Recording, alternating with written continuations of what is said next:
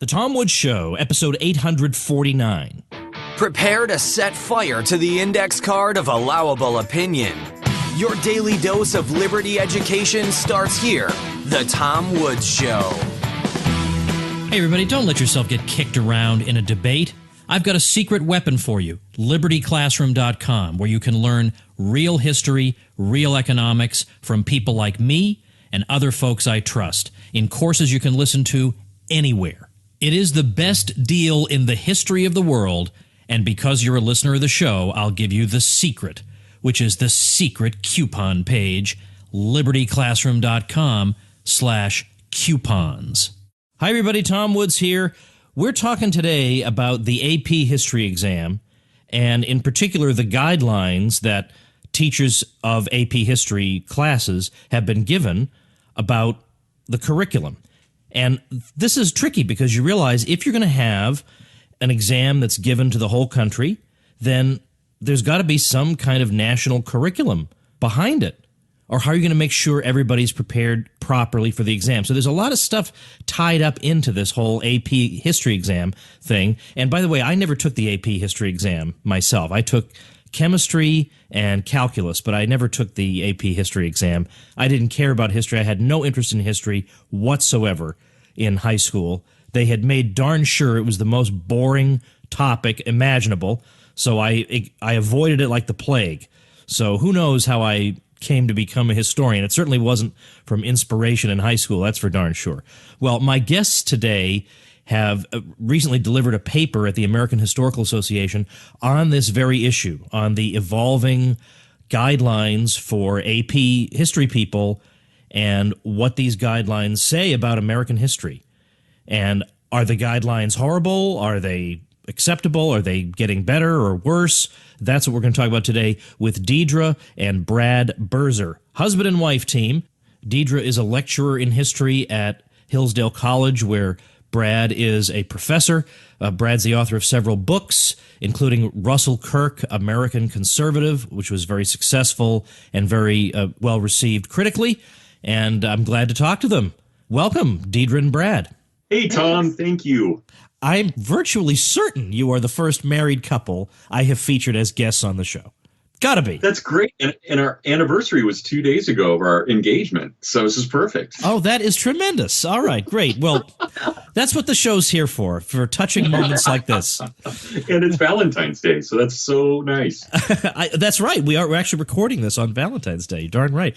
And I still don't feel all that great, and yet here I am just trudging along, carrying on like an idiot.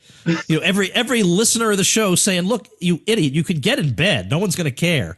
But here I am. It's like there's glue on the seat. I just can't get up. That's all okay. right. We're not going to make any Valentine jokes about getting in bed. So I think we better leave that one, Tom. Yeah, let's just get going. Let's get chatting about this. My wife is turning very red at the moment, just for your audience to know. The two of you wrote this paper that's in front of me. Is it published anywhere that people would be able to read it? No, we thought about submitting it to a couple of different places, and it still needs a little bit of work. We wrote it out. Deidre did I wrote the first draft, and then Deidre really honed it a lot. And there's still some things in it. It was clearly written for a presentation, not for publication. But we are hoping to do something with it because we think that there's we think it's a good discussion, not just our side of it, but we think the discussion overall is really important. And we'd like to see it distributed a bit more. So we're really grateful you're doing this, Tom. Well, let's talk about this. This paper then was presented actually at the AHA, the American Historical Association? Yeah, Correct. This January. That's right. Yeah, just a month and a half ago. All right, so I will ask later how that went. Right now, let's get into the substance here. Because I don't think I think the last time, have I ever been at an AHA meeting? I'm not even sure. I've been at the OAH, right, with all the commies. But I don't think I've been at the... You don't go that often either. We haven't been since it's been 1999. When we were on the job market, right? Oh, that's right. Yeah, and you took my job at Hillsdale. Remember that? I blame Deidre, Tom. No, but honestly, really everybody, that actually did have... Brad and I interviewed for the same job at the Organization of American Historians meeting. But anyway, everything turned out great for us both, Brad. We couldn't have better lives, that's right? Okay. And here we are, fantastic friends, so it's all good in the end. That's right. All right, we probably should get down to brass tacks here about what's going on. You're talking here about the College Board and AP exams and preparing for these exams. And a lot of teachers have been complaining that they're being expected to gallop through American history at a ridiculous pace in order to cover everything that's expected of them. So there's that. This is not just a matter of, well, there's a desire to have ideologically tainted material in the curriculum, but that's not altogether absent here either. What are the problems that were or still are being complained about with regard to the teaching of history at the secondary level here? There seems to be so many things going on with both sides of this issue. So I think it might help a little bit to know where we're coming from. So at the AHA, there was a panel that came out of a protest at Jefferson County schools in Colorado over the rewriting of this framework. And so there was a 2006 framework that you're referring to, where the teachers were galloping through gallons of facts to try to get their students ready to take the AP exam. And so the College Board decided to revise it, and they rolled out some revisions. They tested them ahead of time, but 2014 was the big date of the revisions, and those were the ones that caught the attention of a lot of conservatives. And what happened in Jefferson County, Colorado, was the school board just became completely unhinged over the framework. And so the AHA decided to have a panel about this because it was being held in Denver. They wanted some local things. And Patty Limerick, who is a dear friend of mine and Brad's and likes to create what she calls excellent plans for us, decided that we should be the conservative voice of this panel and that we should actually look at these curriculum frameworks and figure out if any of the criticisms were, I don't know, right, I guess, or correct. Tom, do you know Patty Limerick or her work? I don't. Should I? Yeah, she's fascinating. I mean, she's an amazing person, but she was Yale trained PhD and came out of that whole movement in the early 80s called the New Western History, where they were trying to reverse the kind of Turner story, and it was pretty left in its origins. And Patty was very much a new leftist. I'm not sure she would put herself there now, though she did a lot of really, and she still does a lot of great work. But if she is a leftist, she's the most open-minded one we've ever met. She's just she's a delightful person and just brilliant. And I think she doesn't really have patience for any ideology, left or right, which makes her wonderful. But that was part. So we have a long-time friendship with her. But then we got to work with her when we were in Colorado a few years ago and got to meet her again and kind of reignite our friendship. So she's a great person. She'd be great for you to have on. Nobody knows property issues, especially with water rights and other things, better than Patty does. She'd be an amazing guest for you. All right. Well, that's good to know. She runs the Center for the American West at the University of Colorado. And what they have done is tried to take a neutral stance on every issue. And it's created a lot more enemies than she thought she would ever have. And trying to take a neutral stance on things like fracking just doesn't go well in a place like Colorado. We're either one way or the other when it comes to fracking. So, yeah. So anyway, that's where all of this came from. And so the 2014 revisions try to be more general in a sense, and they took a lot of the weight off of details, historical details, and put more on like educational standards, I'll call them, big concepts like doing comparative analysis and demographics and things like this. So things that students should be able to do. Key points of historical thinking. Right. And so when they came to periodization, there was nothing about the American Revolution. There was nothing about the Constitution and the founders. What they said about World War II was really only about concentration camps for Japanese Americans. And there was nothing about the Nazis. And there was nothing about why the soldiers were fighting from the Allied perspective, and nothing about success of the war. So there was a lot of criticism that was rightly placed. And the College Board did, to be fair to them, rewrite the revisions. And they came out with something, I think, that was much, much better in 2015. And that's what they have now. So they listened to all of the critics and fixed things. Yeah, that's surprising to me. Isn't that surprising to you? Doesn't it seem like we always lose these battles? So now it's actually more into a middle space. than it was. And of course, some of the left-wing people are upset that they went too far in the other direction. But I think the problem is that we kept coming back to is how do you quantify a humanistic endeavor like history? And so we're making these students learn things in a way that makes history completely a social science. And so it takes out all the things that attract those of us who are historians to actually studying history. Right. So, Tom, we got interested in this for a lot of reasons, partly because we were asked to do it, but it also, this whole controversy happened to hit when I was at Colorado for that year. So we had a lot of people calling and emailing, and of course they wanted a non-leftist viewpoint on these things.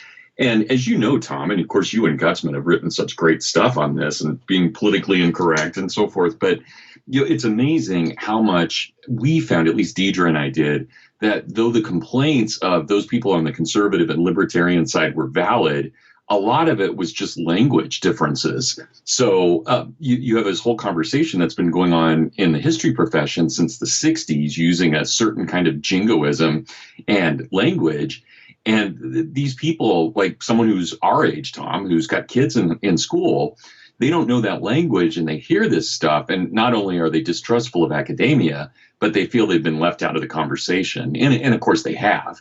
But we found that a lot of times the anger had to do more with misunderstanding than it did with actual ideas, though the ideas were there too. I'm reading in your paper repeated acknowledgement that by 2014 and 15, things had gotten much better, and that you had a document that more people could agree with, and certainly that you felt more comfortable with. Yet there's something difficult about the whole project, because if you're preparing for a nationwide exam, I mean, I can understand why people would say I'm not in favor of a national curriculum. But if you're preparing students for a nationwide exam that'll be exactly the same in Peoria as it is in New York City, yep, then implicitly you have a national curriculum, right? At least for the AP students. And it seems like it's hard to do that without imposing something on the teachers, possibly against their will.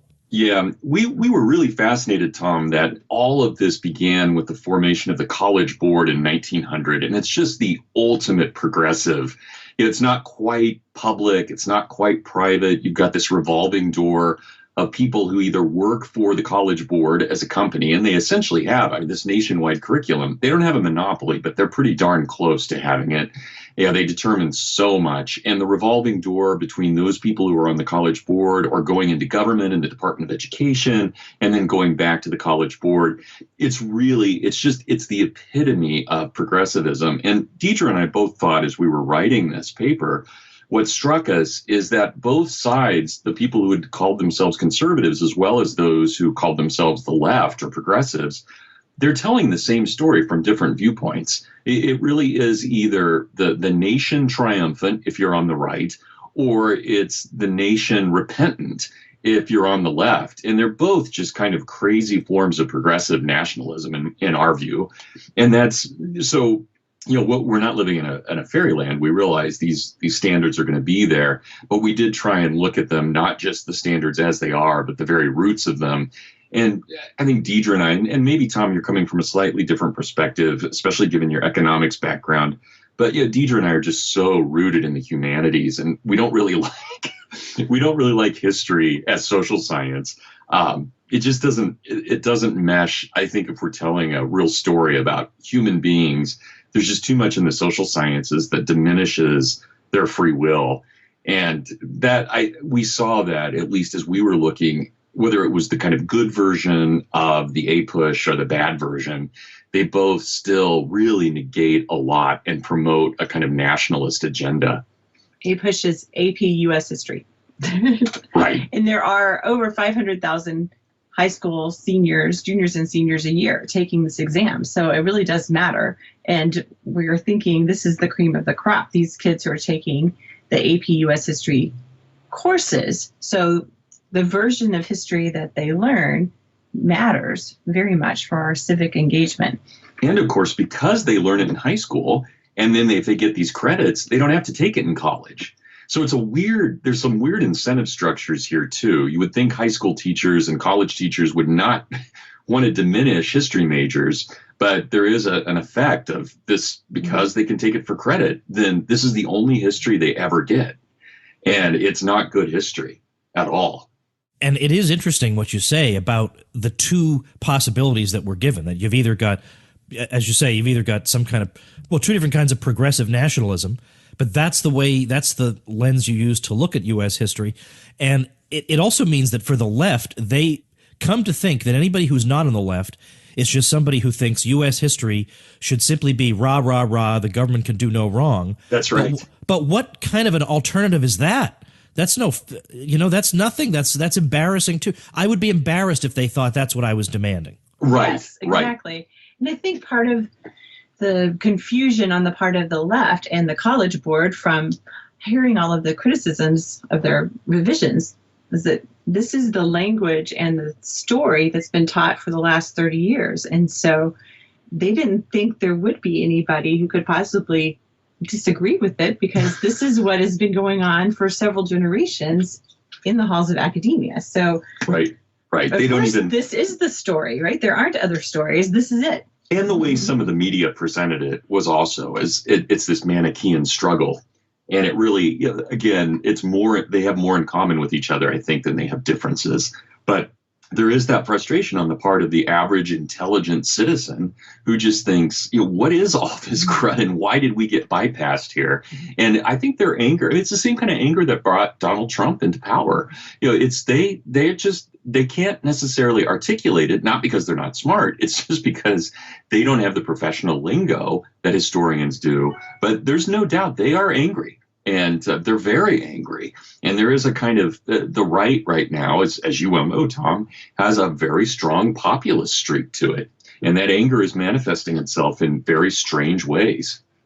There's a third group here, too, and that's the teachers and what they do in their classrooms. And the teachers who were on the panel with us were extremely angry because they felt like both sides were not thinking about the teachers in any sort of positive way. It's sort of this assumption, that the teachers were puppets for whatever side had the loudest voices. And as anyone who's been in a classroom knows, that's just not how it works, right? And so one teacher in particular who was on the panel and came from Jefferson County and invited news crews and the school board and everyone else to come into her classroom and watch what she was doing. No one ever took her up on it, but they were all outside filming all the time. And so she tried to turn all of this into a teaching moment for her students. But which is pretty neat. Yeah, just the place that these AP exams play, it's a very delicate balance. And we're parents of a senior in high school. Okay, he signed up for 2 AP exams, not the U.S. history one. But the Oklahoma State Legislature tried to say, we're not going to do AP at all. And there was a huge outcry from parents because this has the potential of saving lots and lots of tuition dollars for the families, right? It's $93 for the exam. And you could get up to 6 credits? Is that right? Just depends on the school. Right. Different colleges treat them. $93 for 6 credits is amazing. Yeah. Yes. Yeah. Right. So the economics of the situation bears fruit. But then there's the idea of, are they really getting what they would get from a first year U.S. history survey from the high school class? Well, maybe. And maybe they're getting better because they're in a group of 25 kids rather than 300. Yeah. Yeah, a lot of trade-offs, definitely. Have either of you taught I know, Brad, that you were at Colorado for that year. Have you taught at any institution other than Hillsdale? University of Texas at San Antonio. We both taught there. Okay. Yeah, we were there for 1 year, Tom. Okay. Right at the beginning of our careers. Any obvious difference between how you felt you needed to teach history at those places? I think Dean and I were both pretty, for better or worse, we were pretty bullheaded about not allowing ourselves, even then in the mid to late 90s, not allowing ourselves to be taken in by the left. And we just kind of tried to get our own path going even then. And amazingly, we didn't get crushed. I look back now, I'm not sure. I'm surprised we got away with so much. And Tom, that's when, you and I have talked about this before. That's when I was reading your stuff in Latin Mass. And, Deidre and I were just determined we were going to do our own thing. And of course, we didn't have a lot of, we didn't have a big family and a lot of expenses. So we were in a bit of a different situation where if it didn't work, we could go on and be fine economically. But I don't think, I think there were certain expectations when we were at UTSA to teach a certain way, but we ended up kind of doing what we wanted and we really enjoyed it and it ended up working well. But that's also when the Hillsdale position opened and we wanted to be at a liberal arts school that was private, rather than a public school, even though we had a great experience at that public school overall. So you would say that in summary, what we've had happen is that this framework, these guidelines that inform AP U.S. history teachers as they're preparing people for this important exam have gotten somewhat better. There's been clarification on some things.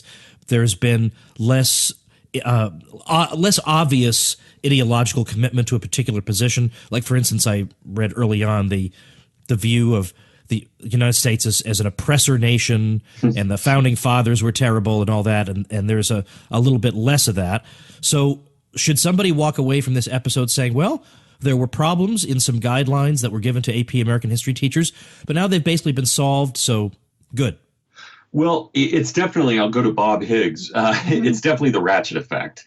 So yes, it's better than it was. It's still also worse than it. So it's immediately better, but over the long term, it's still worse. And I think as long, Deidre and I kind of playfully put in, reference to Pink Floyd and another brick in the wall. I just think it's very, very, from a Hayekian standpoint, it's just very difficult to be able to teach reality in just these boxes. So it's a problem of progressivism, really, and of the professionalization of history that has been slower than in most other academic professions and branches, but it's still there. So no, I wouldn't walk away, Tom, thinking things are good. I would say that in a relative sense, they're better.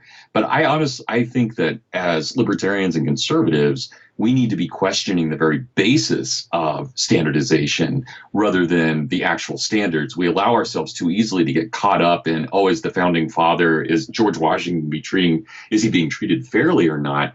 I think it's a much more important question, at least from our standpoint, that we ask, why are we telling Professor or Mr. whatever in Peoria to be teaching this in the same way that someone from Brazosport, Texas is teaching it? I mean, I think that we should not, whether it's in college level or the high school level, turn teachers or professors into ciphers. They have to be independent beings as well. And not that we shouldn't hold them up to standards in terms of excellence, but I think it's terribly wrong that we're moving towards this professionalization and progressive version of this monopoly, that we're essentially allowing the College Board, a private quasi-public company that sometimes is going for major profit and sometimes rests on its nonprofit status. We're essentially turning it into the Board of Education for the entire country. And I just think that's terribly, terribly dangerous. Even if they were teaching great stuff, in the long run, that's just too much power when we're talking about future generations here to have that concentrated.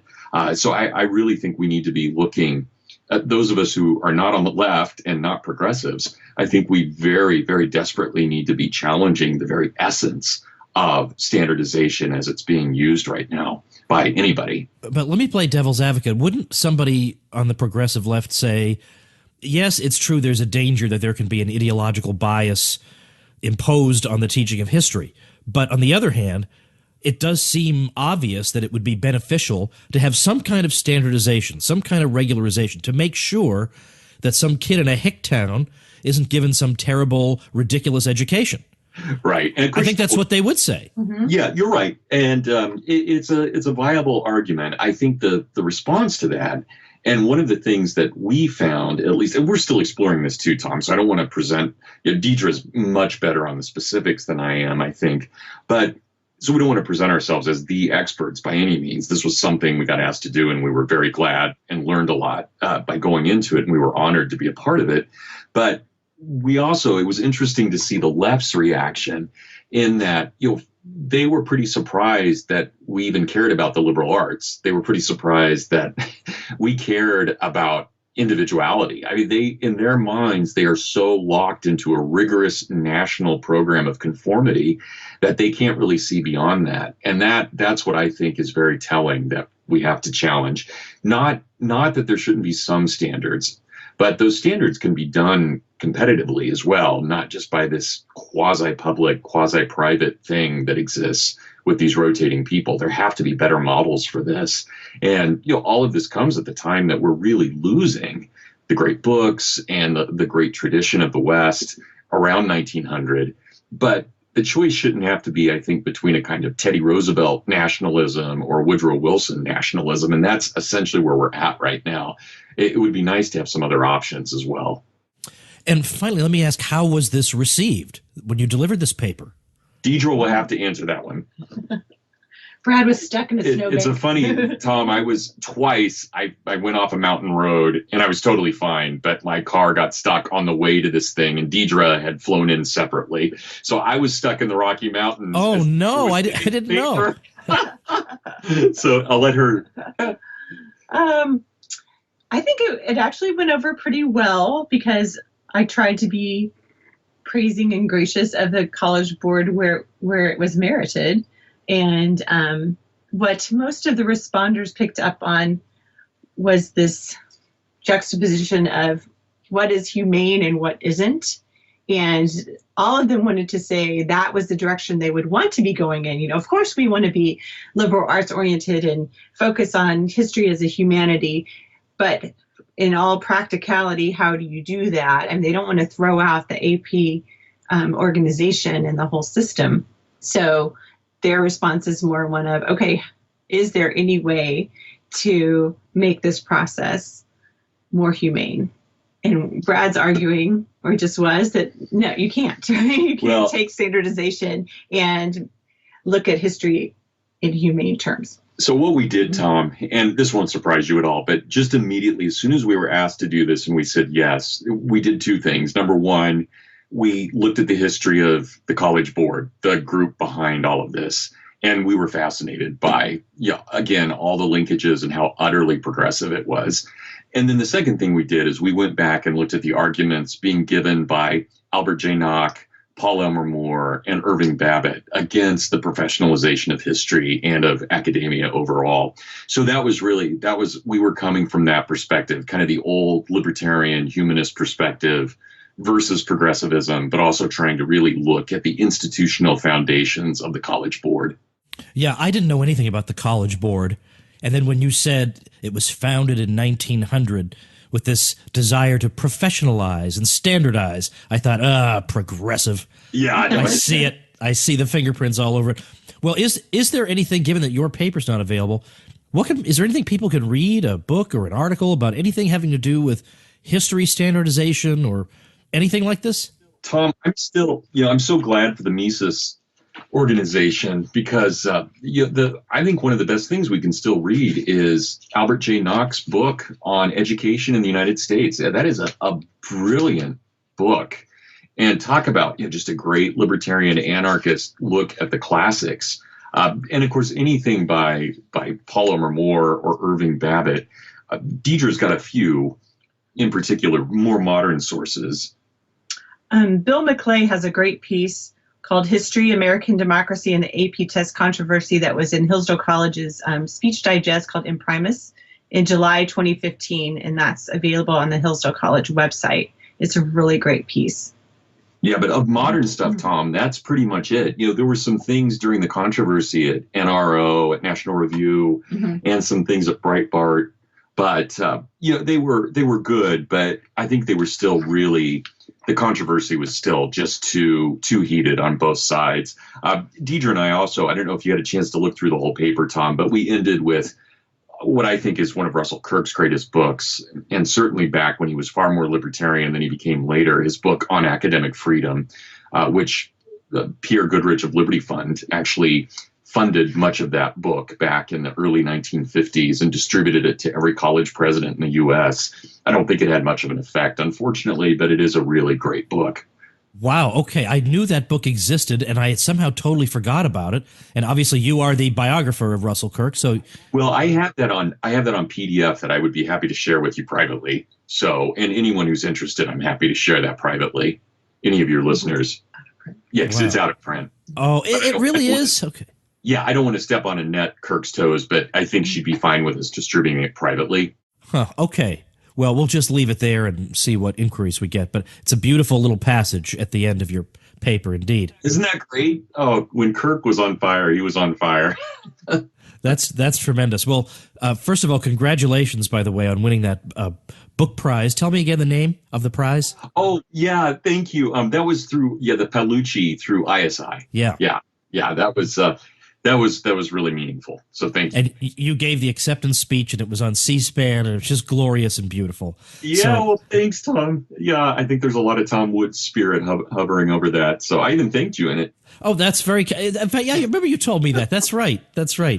Yeah, thanked you on national TV. That was fun. And I honest to goodness, that was the same weekend that Mises was having an event in Boston. I remember. Because I was actually considering sneaking up there and surprising you. Oh, are you serious? Yeah, I couldn't. Blast. Yeah. Well, listen, I appreciate the time that both of you spent here. I'm glad you did what you did. And let's just go on being the people you can't categorize. It's fun being those people. Amen. Thank you both. Thanks so much, Tom. All right, that's going to do it for us for today. Let me tell you what I've got coming up for you. Tomorrow, Sheriff Richard Mack comes back to the show, which is always interesting. And then Friday, Kevin Gutzman is going to join us to talk about his brand new book, published with St. Martin's, Thomas Jefferson, Revolutionary. Great stuff for this week. So if you are enjoying the show, consider becoming part of the elite as a supporting listener at supportinglisteners.com, and I'll see you tomorrow. Become a smarter libertarian in just 30 minutes a day. Visit TomWoods.com to subscribe to the show for free, and we'll see you next time.